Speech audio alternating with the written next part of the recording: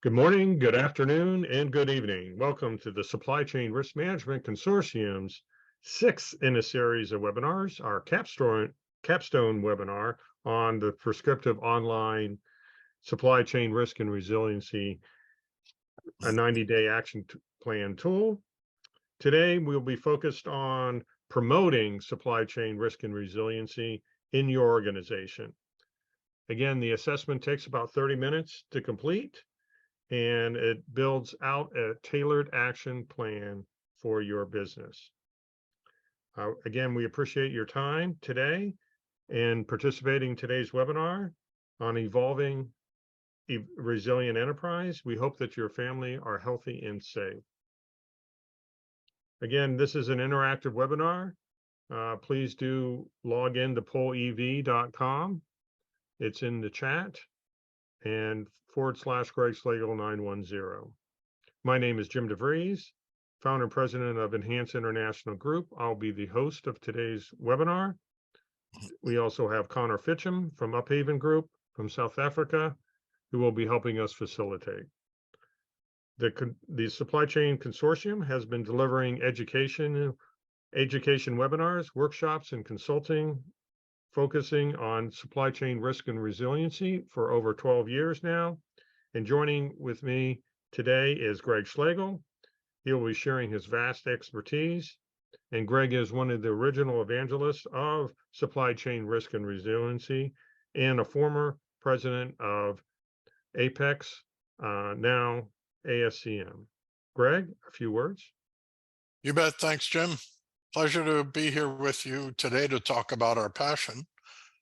If you've been on a couple of our webinar series associated with this tool and topic, you know that it's kind of our passion.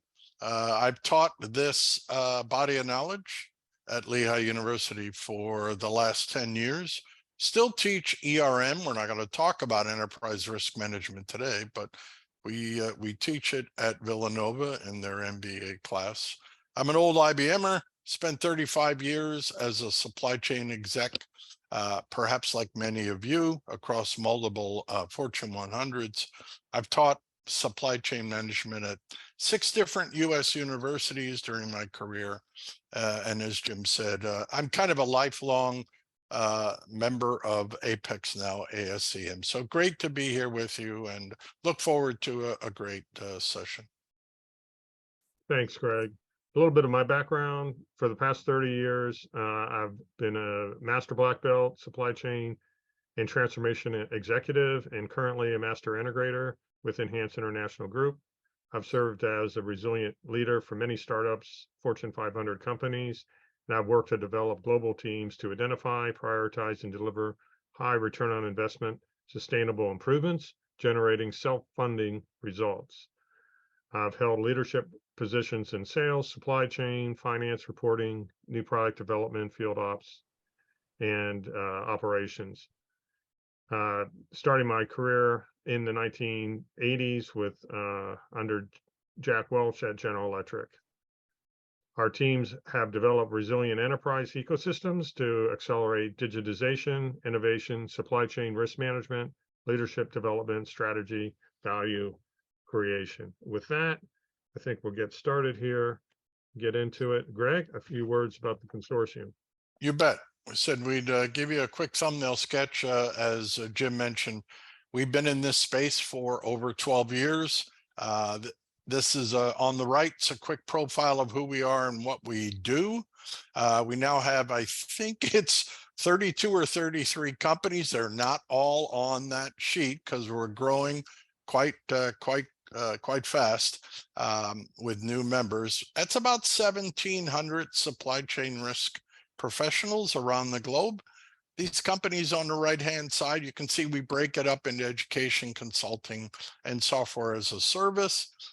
These companies bring tools, techniques, methodologies, and software solutions to do the heavy lifting to help us identify, assess, mitigate, and manage risks. That's what we do. On the left-hand side, we kind of think of it as 5 areas. One area is online education. We have 2 certificate courses. One is a basic supply chain risk and resiliency. The other is geared towards service and public health care. You achieve a certificate from the consortium and a few other platform organizations. It's self-paced, and it also includes assignments using some of our tools. We do coaching and consulting. We bring platform solutions to do the heavy lifting for supply chain risk. And then we have 2 online assessment tools.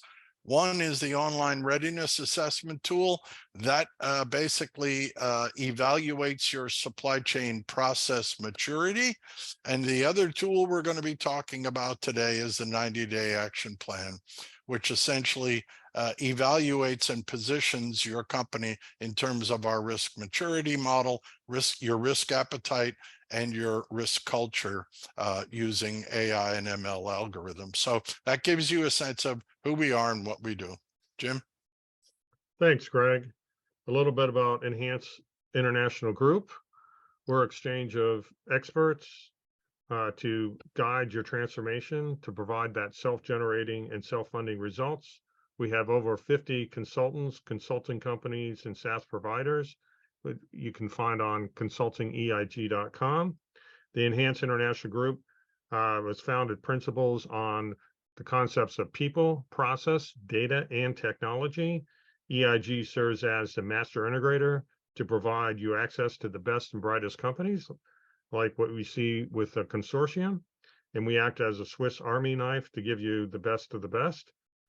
Our team is dedicated to empowering your organization's workforce by leveraging EIG's partners' tenured thought leadership. And our goal is to provide you, our goals are to exceed your expectations with customized, predictable, sustainable, repeatable 90-day action plans.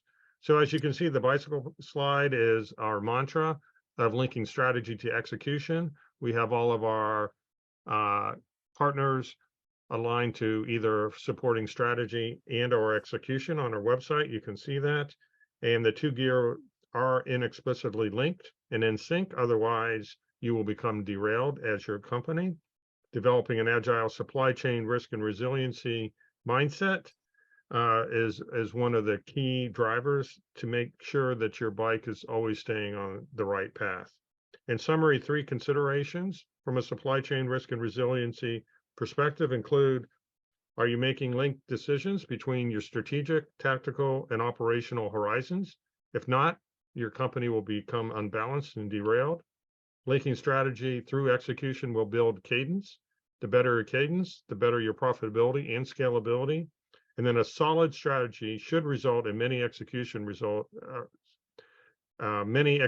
cycles resulting so that the momentum and cadence can be built.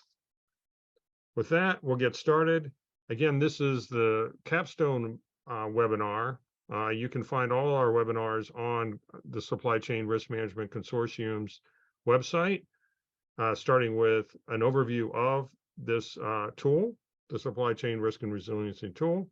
In webinar 2, we focused on the maturity model, then risk appetite, and then we got into operational propensity in December, and then the action plan last webinar in January. And today we'll talk about how to make supply chain risk and resiliency a priority in your company. The supply chain risk and resiliency action plan that we put together here, Greg and I, it's a prescriptive 90-day plan that's automated where you enter in the survey. And so what we ask you to do is to give, it'll be about 5 to 7 hours of your key leaders' times, 30 minutes to complete the survey, and the rest of the time is just learning on the action plan and reviewing that and integrating it into your priorities of your company. So the beginning is we'll provide virtual onboarding and collaboration and coaching sessions. We'll look at, as we just mentioned, the maturity model. Where are you? The risk appetite, who are you? Operational propensity, how do you operate? And then the 90-day action plan. And then the way it's laid out is you have a designated lead, with an onboarding call. You bring in your 5 to 8 key stakeholders, your leaders in your organizations. So that's about 25 minutes of their time to complete the survey. Then the action plan report comes out, and then there's time to review the output of that report with your leaders. And then we confirm the 90-day action plan output from the report, and we'll review some of those to give you an idea of what they may look like. And then, well, getting those actions up and running, and then a pulse check after 60 days, and then what's next after that. So that's why we call it 90 days. Of course, these durations can all change to meet your needs. With that, we're going to get started. We're going to get back to the polling question, and I appreciate everyone filling out the poll. Looks like CPG is now leading the pack. So we started off with retail, and we got a tight tie for second here with high tech, retail, electronics, industrial. So we really appreciate everyone entering in their thoughts of their top 2 or 3 areas that they would like to see us focus on in the future. Greg, your thoughts? Yeah, we always call this the horse race. It's great. We appreciate you getting engaged with us on Poll EV, because every webinar, it's almost a risk event. You never know exactly if Poll EV is going to cooperate with especially a global audience. So always good to see the horse race chart, and we appreciate everyone getting engaged with us. So thanks. Yeah, and if you have additional thoughts, please add them in the chat, or at any time, please feel free to enter this into the poll until our second poll question arises. The poll is still open. So thank you so much. With that, we'll get on to the agenda. Greg? You bet. Our agenda kind of looks like this, folks. We want to start with providing you some compelling reasons from our point of view to promote supply chain risk and resilience to be a priority for your company. We'll start there. Then we'll talk a little bit about assessing the risks or key risk indicators and provide you some insight, again, from our perspective. Next, we'll get into user feedback, like we said, from the actual program. And we have some testimonials from different industries as well. Then we'll move into what's in it for you and your company. Try to give you a sense of value add for you and the company. And then last but not least, how you can promote the journey, some helpful hints about what we've seen become very successful with other companies. So that's what our agenda looks like. We'll start with the compelling reasons to promote supply chain risk and resiliency. You can take a look at it. Kind of ominous, but it's out there, folks. And so we thought we'd start with this placard and then move on to some tactical insights and compelling reasons. So with that, our first is to discuss our VUCA landscape. What does VUCA stand for? Well, the V stands for volatility. So this is just a real quick terms and definitions. Volatility describes something that is liable to vary or change, sometimes very quickly and often for the worse. What is that? In our arena in supply chain, it's been the government lockdowns. Now it's phasing out, but for the last 2.5 years, that's been the volatility in our supply chain. The U stands for uncertainty. This is the state of not knowing or being able to rely on something. What does that mean in our landscape? Those are the supply and demand shocks that we all have witnessed and experienced because of the lockdown. Third, C, the C stands for complexity. This can be defined as something with many parts in an intricate arrangement. What is that in our landscape? That, folks, is our global supply chains. Pretty complex around the globe. And then finally, A is for ambiguity. Something is ambiguous. If it's open to more than one interpretation, what is that? Add up all the V's, the U's, and the C's, and that's what our landscape looks like at the moment. All of the above, folks. So we just wanted to share that with you in terms of all sectors are experiencing the wonderful world of the VUCA landscape. We have a few more. Next, we want to talk a little bit about a tumultuous 2023 beginning. This is a graph of US real GDP growth and forecast. This comes from our friends of the consortium at the US Conference Board. On the left, on the bottom, on the left of the red arrow is the history of the GDP in the US by quarter. And then you can see some of the elements that are contributing to the GDP. On the right-hand side of the red arrow is basically going forward. And as you can see, that projection is not a pretty picture.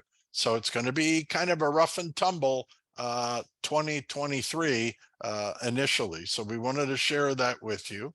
There's a few more compelling reasons. On the left-hand side, this comes from Gartner. Gartner did a global survey back in 2021, a couple hundred different companies across all sectors, and asked a few questions and got the response. The legend is blue is the respondents agreed with the statement on the left. The yellow is neutral, and the gray was no, we disagree. All we want to do is focus on the top two for now. Here's what they put together and how they answered it. Within 2 years, we will invest to make our supply chains more agile. That's great. Almost 90% said yes. The other thread was within 2 years, we will invest to make our supply chains more resilient. Music to our ears. Again, almost 90% of the respondents. Now let's go to the right-hand side and talk about what's going on now in 2023. So let's take a look at different survey and study findings, but one big one on the top right. In which geographic area has your company increased operations? Take a look. Very intriguing. The bulk of the answers in this study was the United States. And really, when you look at it, it's North America. So we also captured a few additional threads in terms of what's going on now.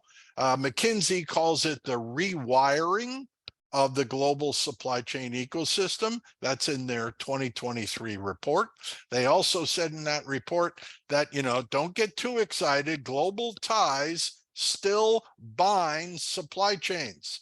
They brought out a statistic that almost every major region still imports about 25% or more of at least one key resource that they need to produce products and services. Also, we found out from ARC Advisory, China has demonstrated it may not be a reliable partner going forward. And then on the bottom, CNBC put out a report back in November of 22 that was basically stating the US shippers are seeing 20% drop in ocean freight. Ocean carriers are canceling as much as 50% of the sailings. They call them more ghost sailings, where they're sailing from point to point without cargo. And the Asia to West Coast prices are down about 80% from last year. So when you look at this now, it's a different world, folks, than it was 2 years ago. And with that, I'll turn it over to Jim for a few more. Yeah, so Greg, just a couple comments. Yesterday I saw in the news that our shipping actually went up from last year from China. It's at an all-time high last year. Also, we have a question from our audience asking in the top right graph, are these mostly US companies answering the survey? Do you know that? Yeah, it's a good question. I believe it's pretty much US centric. I have to admit, there were a few others in other regions, but my first blush reaction from what I remember is that it was US centric. Great. Thanks, Greg. With that, I will cover the next slide here on Accenture's supply chain risk and resiliency worldwide study that they performed.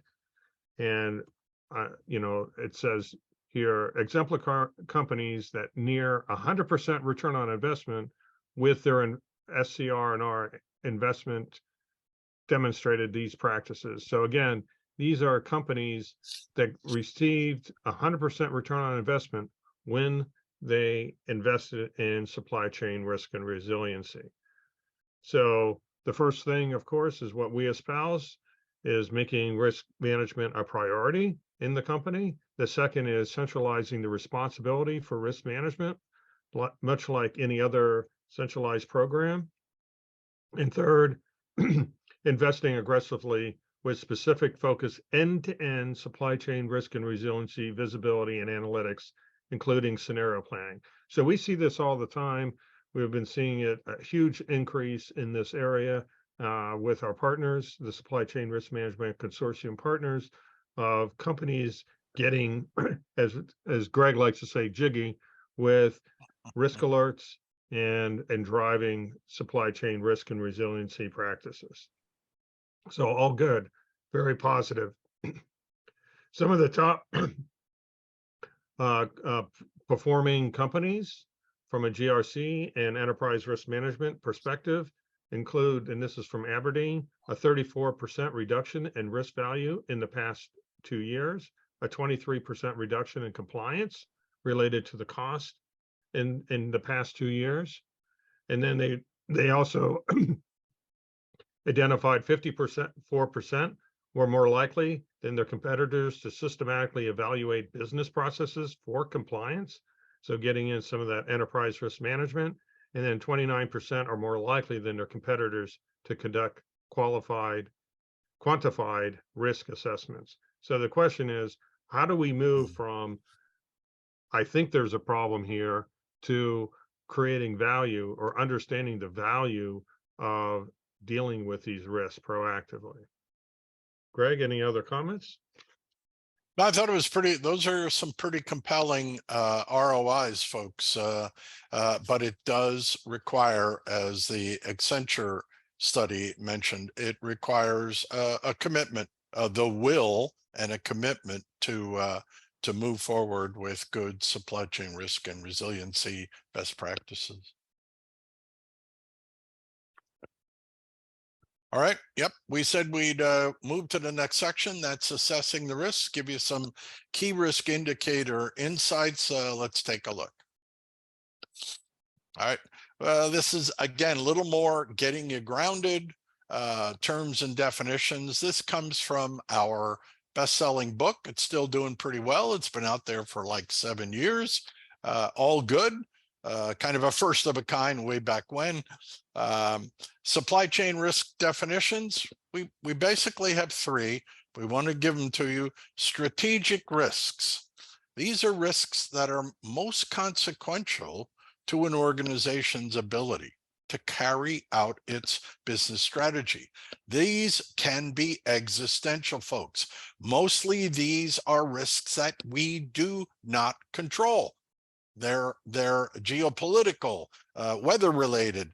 You can plan for them and you can build mitigation strategies for them, but we basically don't control. Normally, we don't control these risks, and they're normally pretty impactful. Next, second, tactical risks. These risks relate mainly to external issues with your supply base and your customers. And we always start in the supply base because it's what we're comfortable with in this space. But you have to start thinking about your customers' risks.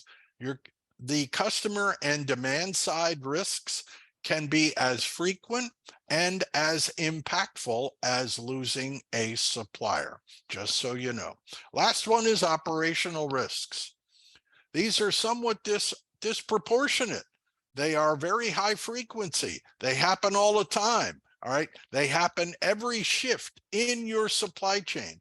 And essentially, they're internal process risks that you say as a company you control within your supply chain. Yet these are the most frequent risk events that happen every day in almost every manufacturing and service sector. So we wanted to share that with you. And one thing to remember, not all risks are the same, folks. All right, we have some more. We thought we'd take a look at the end-to-end supply chain landscape today. What are we seeing through our clients, webinars, workshops, conferences, and so forth? Again, we have 32, 33 companies who provide information to us. One is there's an increase in inflation. We all know that. That probably will diminish demand across many sectors. What else do we see? Many sectors have been attempting to cancel their 2x, 3x, 4x orders during the pandemic, which will produce an imbalance in your supply and demand profile. Next, companies who ordered 2x, 3x, 4x to get it as fast as possible during the pandemic are now receiving that supply, and that basically is becoming what we would call excess inventory, folks. So still a bullwhip imbalance in terms of demand and supply.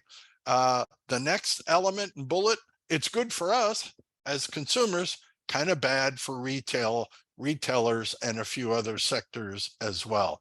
So for us, the primary impact, and we're going to talk about retail today, we see another maybe 6,000 to 9,000 stores will be closing across the globe in 2023. We wish we had better news for the retail folks, but this imbalance and the bullwhip is still impacting many of those companies and their stores negatively. So with that, I'll turn it over to Jim. So what's interesting is we put out this slide about 3 or 4 months ago, this past slide here, and then here we are looking at the U.S. Supply Chain Index from RSM out of New York City and Bloomberg.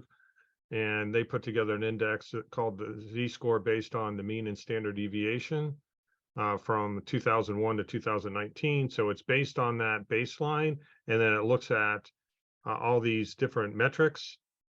Overall index is made up of capacity utilization, delivery time, freight traffic, job vacancy rate, manufacturing prices paid, and inventory. And what do we see here? We see we're coming out of 2022. Obviously, we were short. A lot of times we were short on inventory. Now we're seeing a lot of excess inventory coming into this year. And what are we seeing? We're seeing factories starting to be empty. As Greg said on the previous slide, his third bullet here, it said companies are receiving, who order 2 to 3 times are now receiving that supply. So they receive the supply, but now the orders are being canceled. So now there's a lot of canceled orders and factories are slowing down. We see that in the CPG industry and many other industries, and it's affecting everyone. So now we're trying to readjust ourselves to a new norm. We're on the positive side of things. Interest rates are starting to be reduced. The Fed and the market is responding, and what I hear is a rough and rumbling return to normal throughout 2023, and 2024. Hopefully, we'll be back to our old selves, is what the word is out on the street, and according to RSM and Bloomberg. So just thought I'd share that with you of what we're seeing in the marketplace. See a question in the chat. Thank you for your comments. Okay, I'll just move on. So we're going to get into something kind of technical.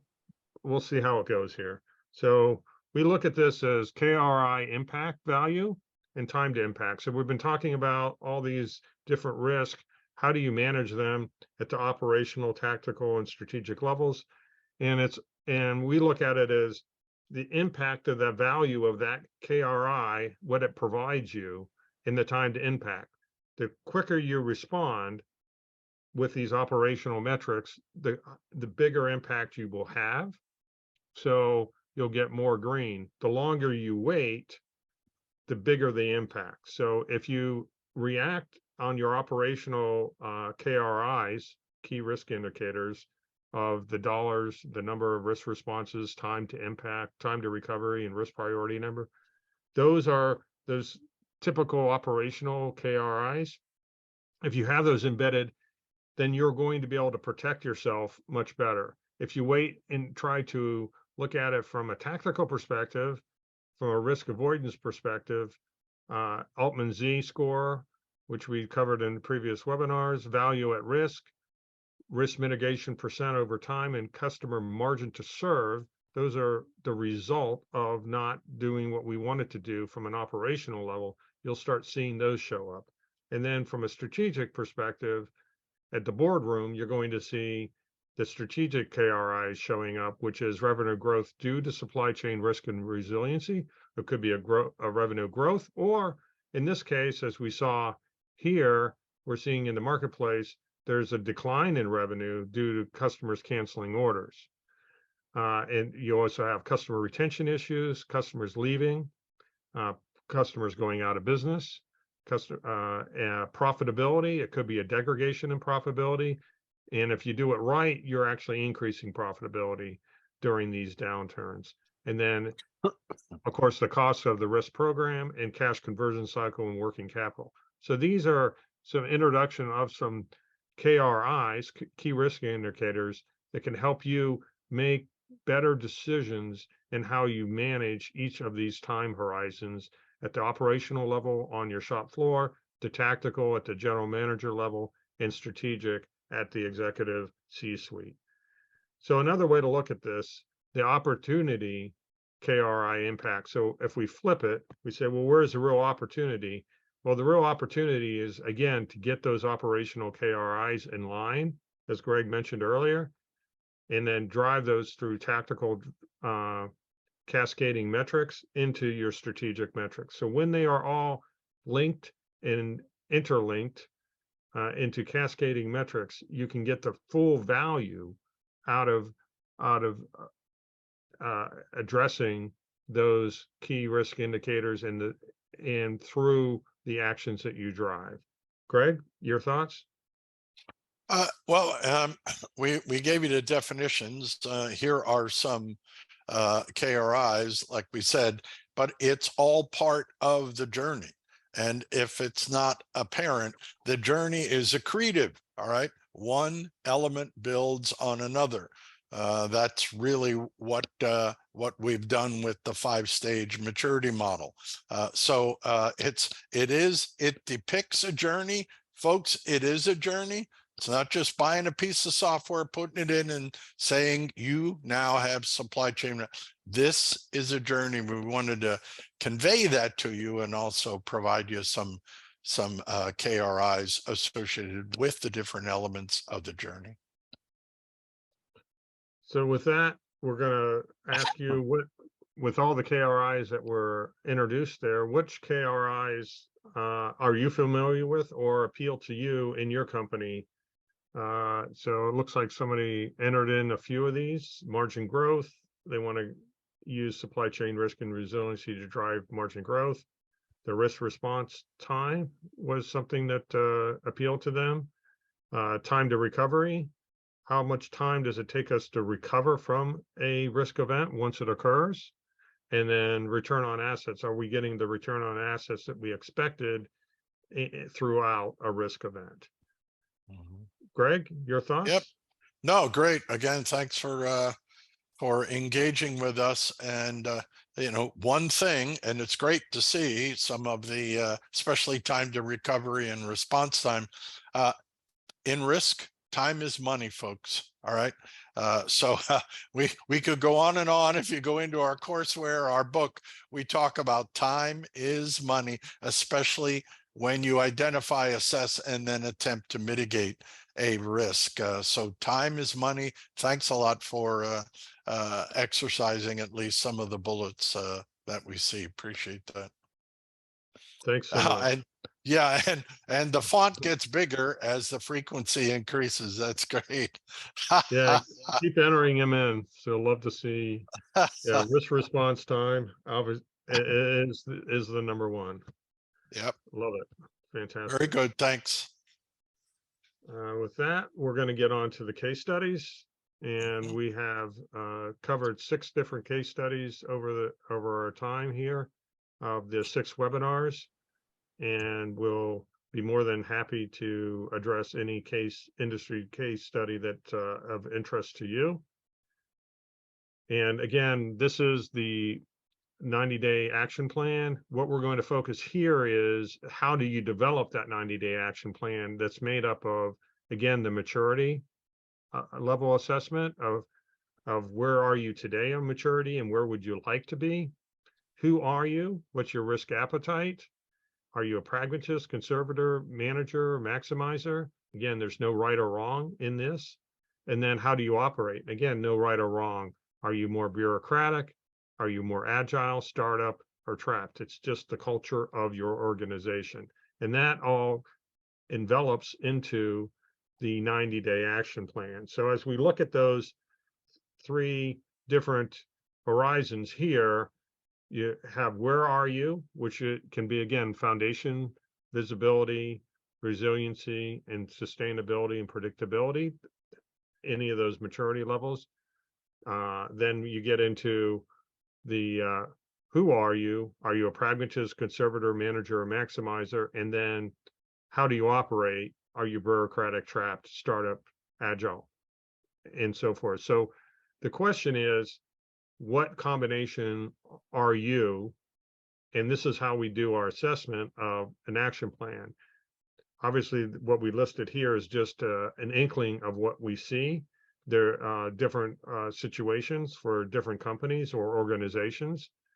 And there's a total of 88 possible personas, not to mention that you could be borderline between pragmatic conservator, so you can double or triple this. There's many different permutations of this. That's why we kind of need a AI algorithm to help us out with the action plans.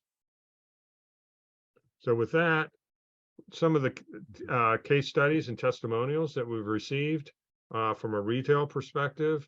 We received, oops, sorry about that. From a retail perspective that we will be covering today, that particular client said we validated their organization commitment to supply chain and risk management excellence, reinforced their efforts to be a resilient enterprise in a very competitive sector. In that retail sector, we'll pick up another one because we heard about CPG was number 1. We agree with the persona. It's amazing on how well it aligns to their journey. And they had an extra O at the end there. They must have been very enthusiastic. And then electronics was another one. We agree with the persona. This will help us create a centralized repository for supply chain risk management, a single point of truth. Love that quote. And then chemicals, we agree with persona and action plan, which we will support and develop in our 2022 planning. Greg, any other words on this slide?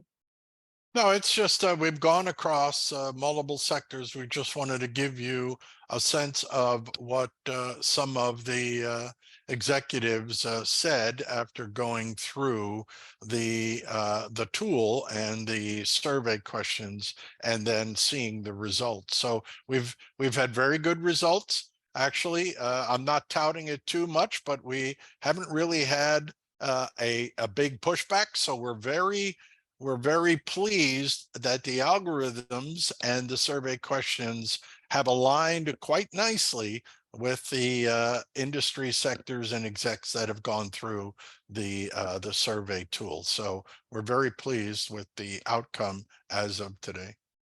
And we did receive a question from the audience asking, Greg, did we receive any, or did any of our customers, were they surprised by any of the results? Yes, that's why we have the retail folks. We did have some, I won't call it pushback, but it was a little bit of a surprise. Again, think of it, when you get 5 to 8 to 10 executives in a division or a plant or an operation, and they're all in different disciplines, you get different perspectives associated with questions revolving around risk. So yes, this is why we put out the retail question or the feedback today, so that you could see actually what the execs said about what they saw and read from our 90-day report.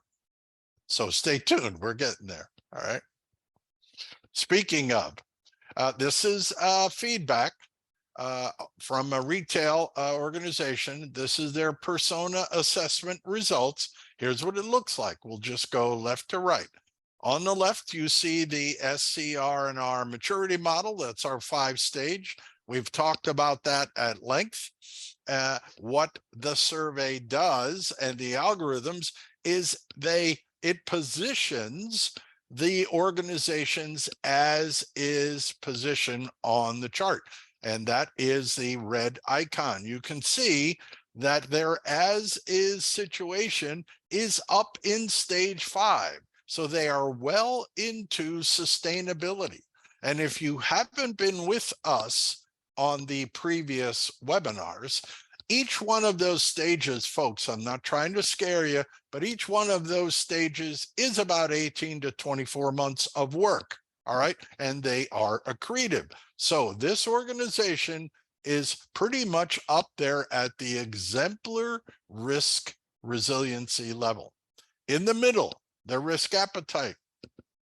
That essentially they are positioned between being managers, which is the blue, and maximizers, which are what we call gamers, meaning you look at risk as an opportunity, not as we must stay away from that risk because it might end up as a loss. They are positioned right where they touch managers and maximizers. All right. And can you have 2 different risk perspectives? Yes, you can. And on the right-hand side, their operational propensity, or what we like to call, what's the shape of your culture kite?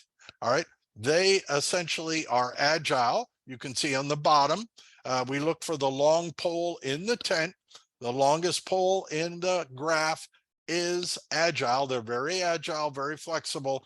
And they also are collaborative on the left-hand side, you can see. So they're kind of pushing and pulling here in terms of what they do pretty well. So they're collaborative, they're agile, they're flexible.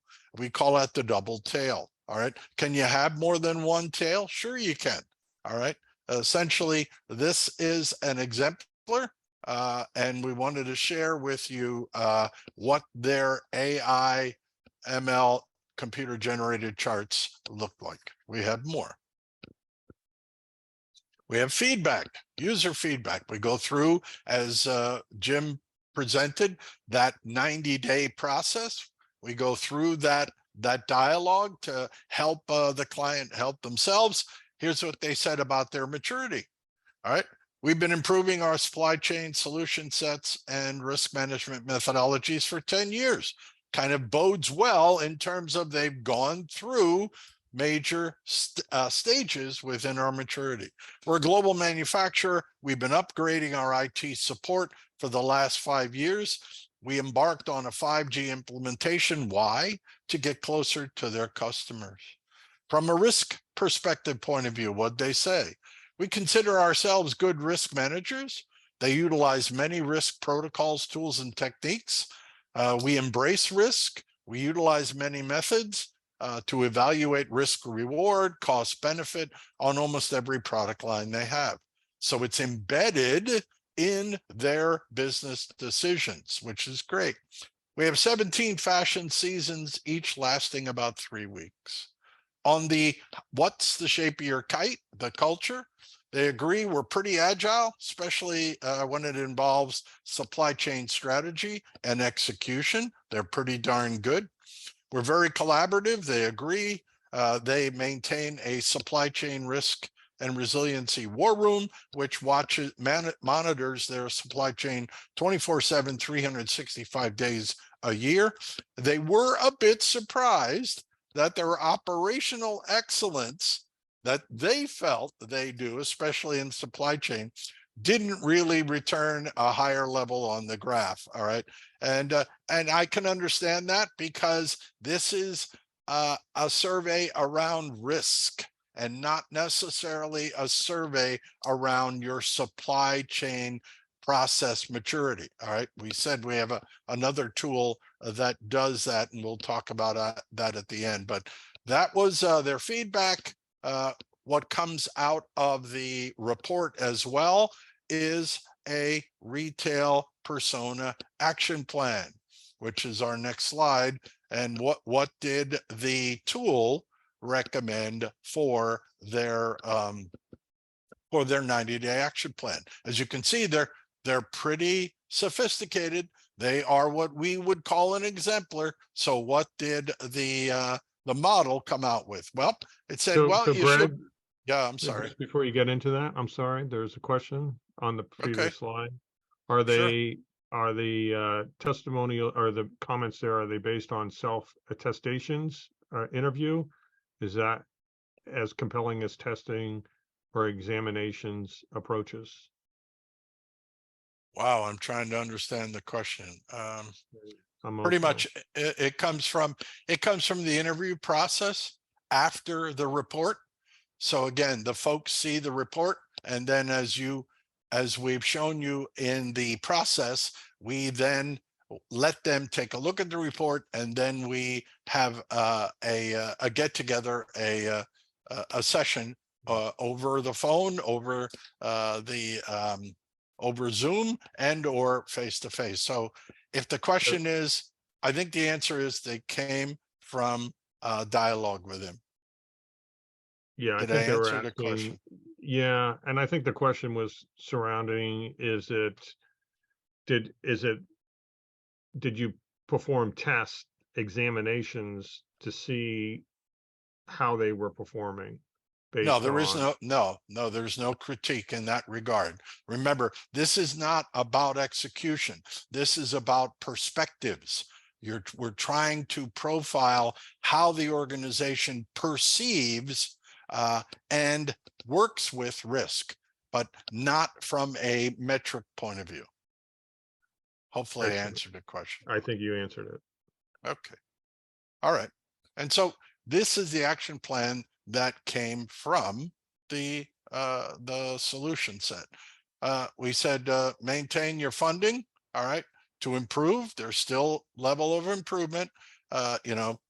So maintain the funding, make sure you keep the funding, leverage the years of your supply chain performance and risk management. Maybe think about, which they don't have, think about an enterprise-wide risk management platform so that you can scale even larger across all your elements. Maintain a supply chain risk and resiliency director, or VP. And it actually could involve, we advocated a COE, Center of Excellence, where you get folks engaged. They're certified in risk, they're certified in supply chain. They know all about, ISO 31000, 27, 28002, the whole COSO. It's a center of excellence. Many of the exemplars have that. We advocated that for them. Continue formal risk education. You always have to educate. Continue and maintain an internal website. Many exemplars maintain a risk and resiliency website. They actually have folks go in every 6 months and take some and answer some questions, to keep everyone moving forward. And then we wanted to also advocate that make sure your program is integrated with strategic, tactical, and operational approaches with your organization. And like we said, with the KRIs, align with your business KPIs. So that's really what came out of the retail process. Excellent. Mhm. So with that, think we go Yep. to the next section. Yep, we go to the next section. We said we'd share with you some what's in it for you from our perspective and your company. So we'll kind of give you some helpful hints, hopefully. Maybe as an SCR&R lead, if you are thinking about being a lead, you will be formulating the risk management program for your organization. That's a pretty terrific experience. Something else. As an SCR lead, you'll be leading, guiding, directing, and coaching with your team and your peers. You will be driving bottom line value. How? By identifying, assessing, mitigating, and managing risks like we showed you with some of the exemplar results. More, risk management is all about culture, folks. Remember that you will learn how to evaluate any of your division's risk maturity levels, risk appetites, and culture and drive value, because here's a helpful hint. Don't assume that every division in your company, if you're rather large, don't assume that every division will have the same risk maturity, the same risk appetite, and the same culture. That doesn't happen very often. So just be aware of that. And finally, you'll be enhancing your personal stock while you drive the SCR&R journey. So that's pretty much increasing your skill set on the street within your organization, and you will become a value added employee. We have more. This is how supply chain risk and resiliency grows market share. This comes from our friends at Aberdeen. A couple of years ago, they did a global study. Quick story from Aberdeen.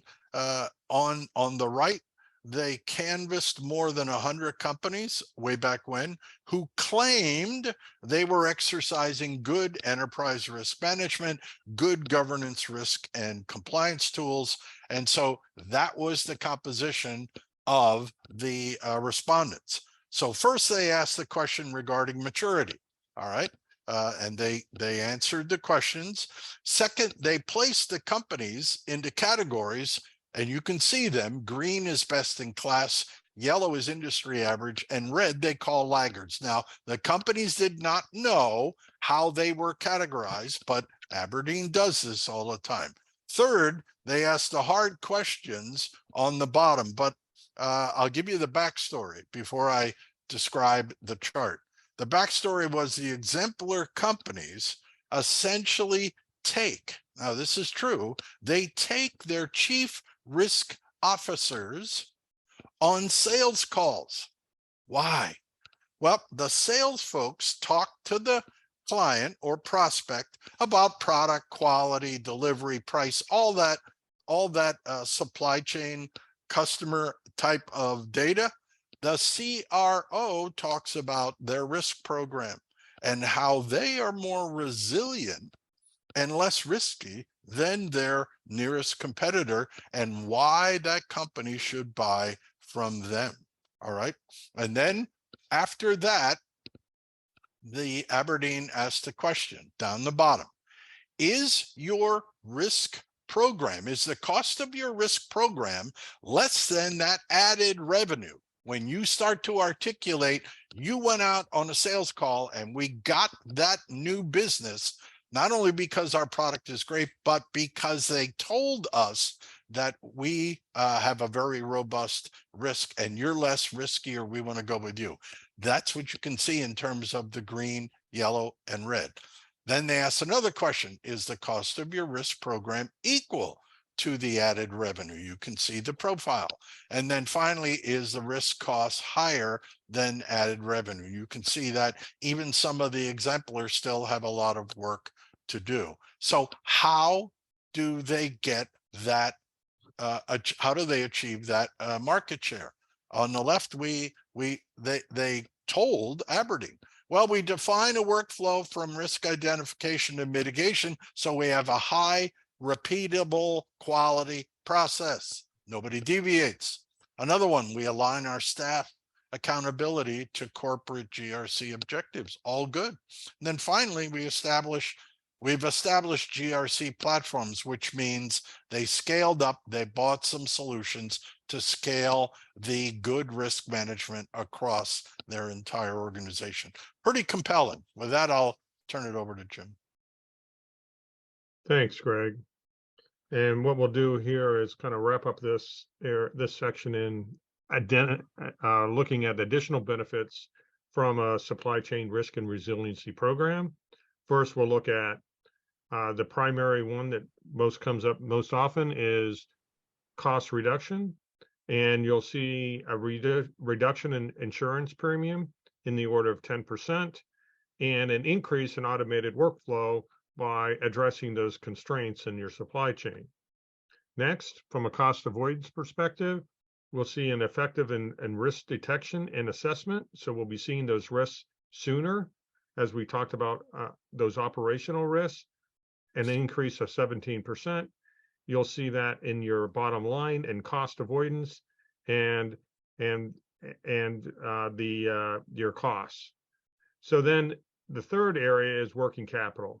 You'll see a greater cash flow, 94% increase in cash flow, or 13% increase in cash flow, resulting from a 94% cash flow forecasting increase.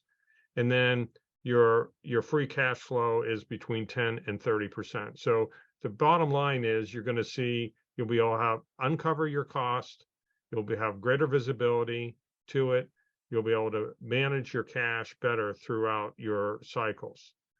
That will again drive your cash conversion cycle. You can see an increase of 10 to 20%. And then the fifth area is the Altman Z score, where you can be using that to look at your key supplier visibility, where every time you bring on a new supplier, it's going to cost you $1 to $3 million per year. By addressing that proactively, you're going to limit that impact to your bottom line.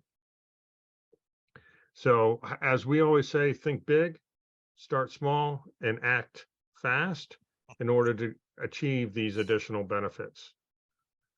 So from the supply chain risk and resiliency tool, our tool, we ask, could 5 to 8 executives from your company fill out the 90 questions? Could those executives be in those disciplines? Because you want that cross-functional in your business unit. And again, every business unit you have will probably be different. So look at those as different entities in performing this assessment.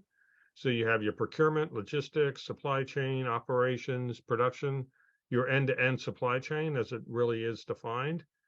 And could the executives from the same division and product line, again, we want a single division or product line to be focusing on the survey.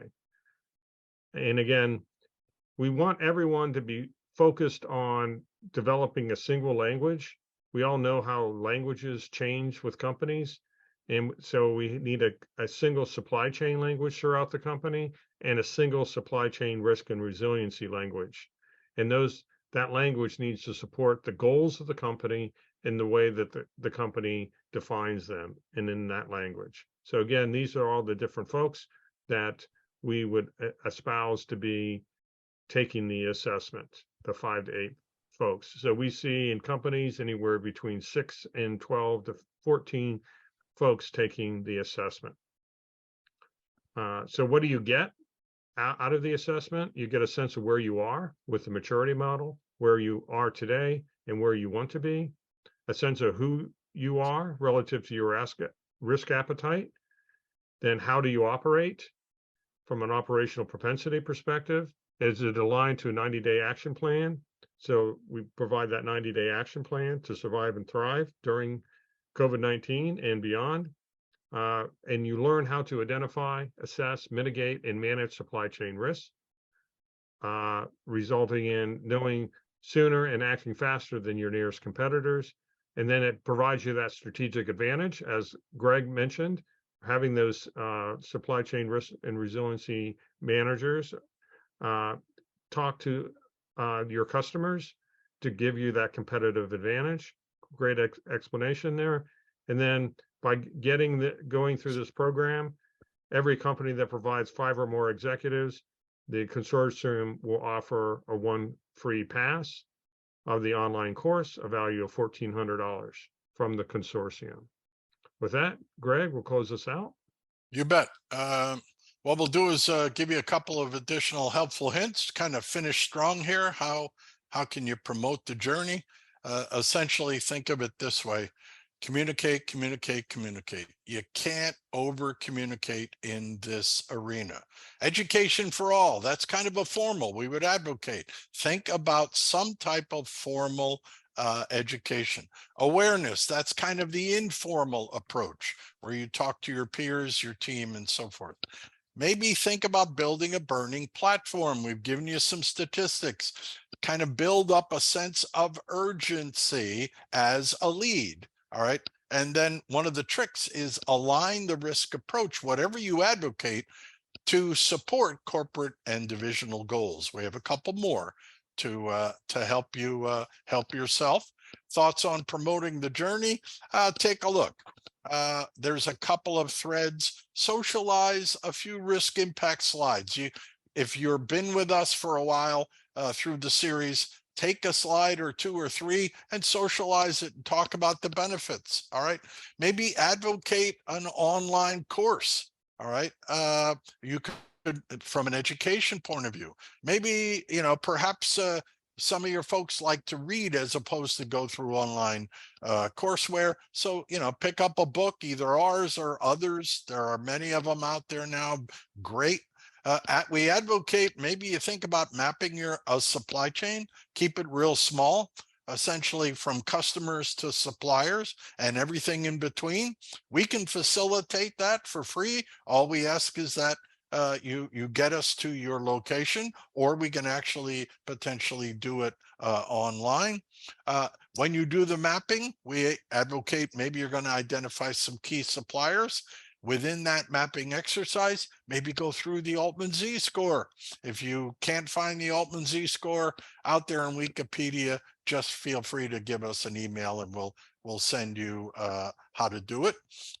Secure your sponsor. If you're just starting, if you're in foundational, secure an executive sponsor for funding and get yourself an SCR&R lead, and then maybe investigate as you move forward, investigate risk alert software solution, because that identifies risks that are external, outside of your control, and that is part of the key to success. So with that, we'll finish up with we're totally on demand. We talked about education. We have 2 courses. We talked about supply chain readiness. That's evaluating your supply chain processes. We have a webinar on the 23rd to give you a sense of what that tool does. We talked today about SCR&R action plan. We have software as a service platforms to do heavy lifting, and we can also help you lead, guide, direct, and coach in your journey. So with that, I'll finish up with Jim. Appreciate you staying with us. Yeah, thanks everyone for joining us today and providing your questions. We appreciate those questions and participation in the surveys. Very good. And Greg, thanks for taking us on the supply chain risk and resiliency journey. And Connor, thanks for your support of the webinar. And most importantly, again, thank you for all your insightful comments and suggestions, and please keep them coming. Greg, some final words? You bet. With rising inflations, folks, and a distinct possibility of a downturn economy as we profiled, we think it's more important than ever to understand your supply chain risk maturity, your risk appetite, and especially your operating propensity, which is culture, to get you through the next 12 months in terms of our VUCA environment. So thanks a lot for spending time with us. Thanks, everyone. And again, just as a reminder, we're seeing as we said before, we're seeing this gap in demand. It will come back, but if you need to survive and thrive during this time, this is a time to implement supply chain risk and resiliency and get your eggs in a row, because when it does turn, you can gain your unfair market share on the rebound of the economy. Thank you for joining us and have a great day.